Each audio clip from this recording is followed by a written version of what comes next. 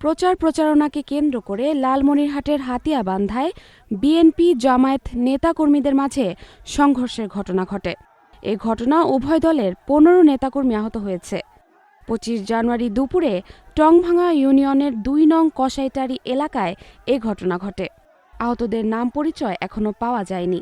ঘটনার সূত্রপাত হিসেবে বিএনপি ও জামায়াতের নেতাকর্মীরা পাল্টাপাল্টি দোষারোপ করছেন। জেলা পুলিশ সুপার মোহাম্মদ আসাদুজ্জামান বলেন, বিএনপি ও জামায়াত সমর্থকদের মধ্যে সংঘর্ষ হয়েছে।